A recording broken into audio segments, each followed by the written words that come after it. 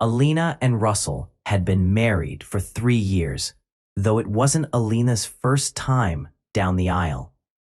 Her previous marriage had ended in divorce, largely due to the fact that her then husband, Nicholas, was always on the move for work. She had wanted to be with him, to follow him wherever his job took him. But Nicholas was married to his career and had no intention of changing his ways. Eventually, the distance, both physical and emotional, became too much, and they parted ways.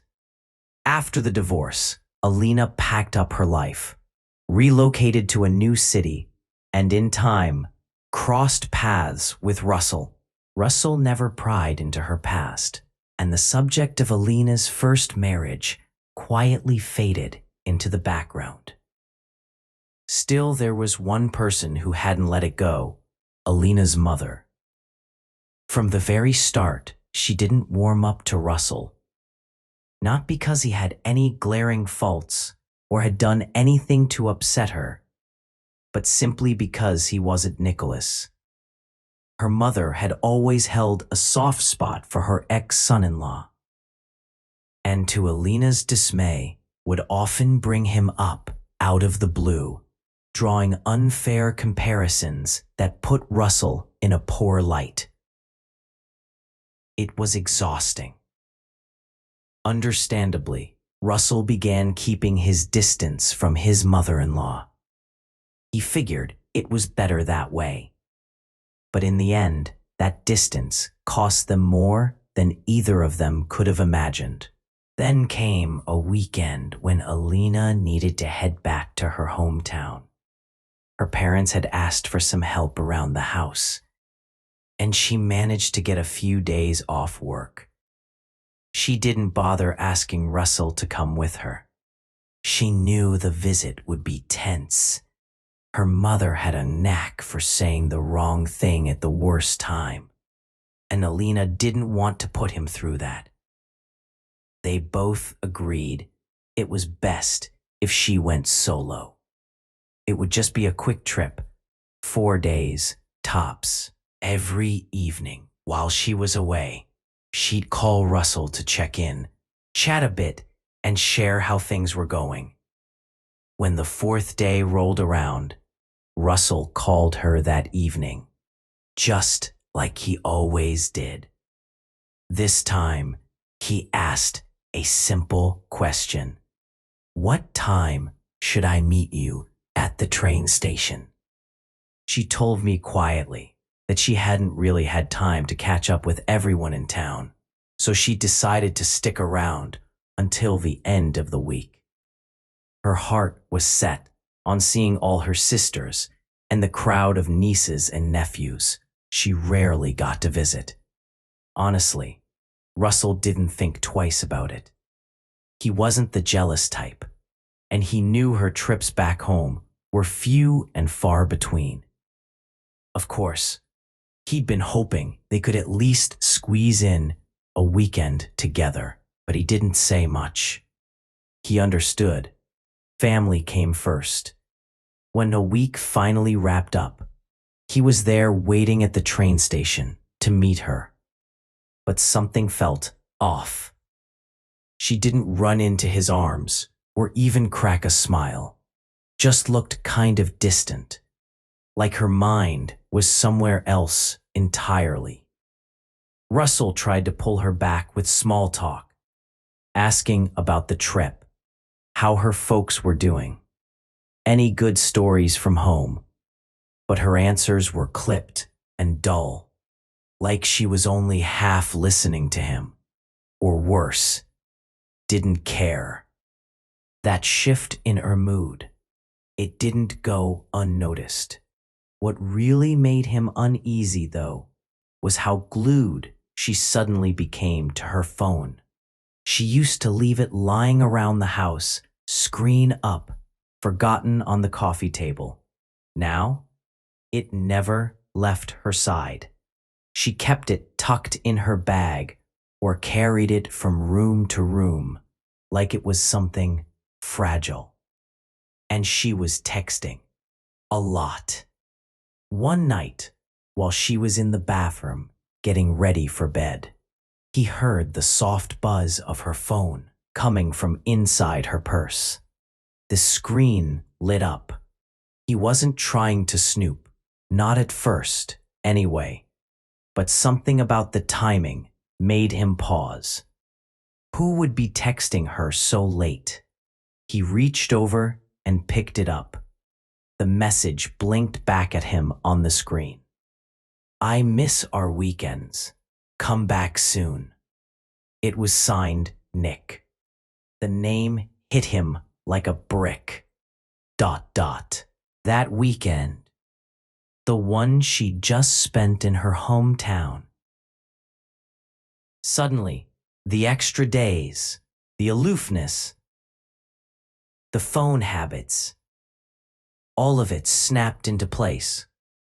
She tried to brush it off, said it was just an old friend, someone from the past, reading too much into things.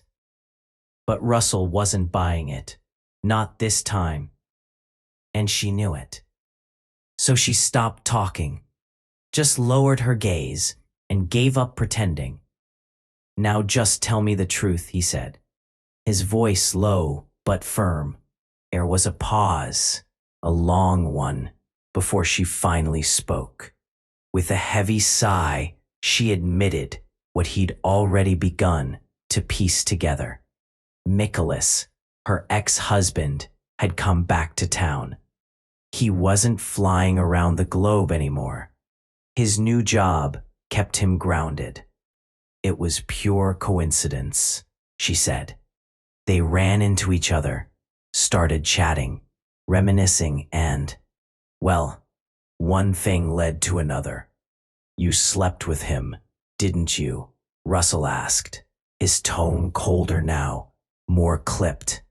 She didn't answer, didn't have to. And what made you go back? He pressed. After everything? Her shoulders slumped. She looked down at her hands like they might offer her a way out of this mess. But there was no defense. Not really.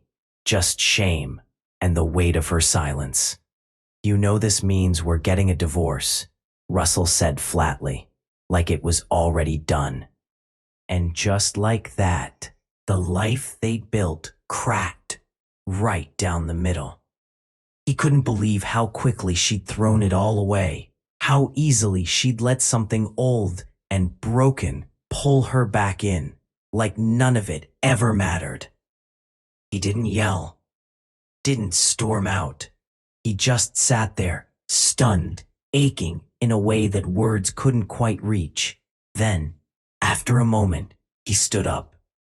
You'll sleep here tonight, he said, voice quiet but resolute. But tomorrow morning, you're packing up. Leave the keys on the table. We're done. He didn't wait for a reply, just grabbed a pillow and blanket from the closet and made up the couch in the living room. But sleep didn't come. He lay there in the dark, staring at the ceiling, listening to the soft ticking of the clock and the heavy quiet of the house that had just stopped being a home. They say you can't step into the same river twice. But Alina, she decided to give it a try anyway. She moved back to her hometown and picked up where things had left off with Nicholas. From that moment on, Russell never heard from her again. It was as if she'd vanished into the past, swallowed whole by a chapter she chose to reopen. All he ever learned was that her mother was thrilled, positively glowing, to have her daughter back home, and more importantly, back with the man she'd always favored. 8 months slipped by in silence. Then, out of the blue, Alina sent a message. No apology, no real reason, just a casual, "How have you been?" followed by a string of warm recollections about trips they'd taken, sunsets they'd watched, little memories they'd once built together. It was like she'd cracked open a photo album and decided to send him snapshots of what used to be. Russell didn't bite. He didn't ask if things with Nicholas had gone south or if regret had finally crept in. Maybe she was unhappy. Maybe she wasn't. Frankly, it didn't matter anymore. They were divorced, and to him, that chapter was closed.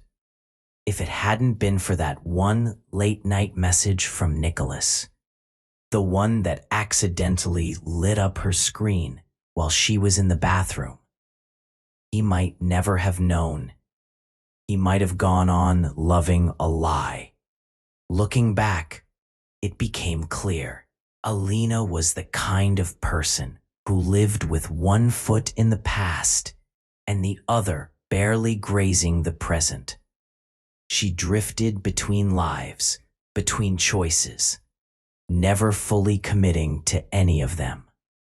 She was everywhere and nowhere, all at once, present, yet absent in the ways that counted. And in that restless in-between, she couldn't find happiness for herself and couldn't give it to anyone else either.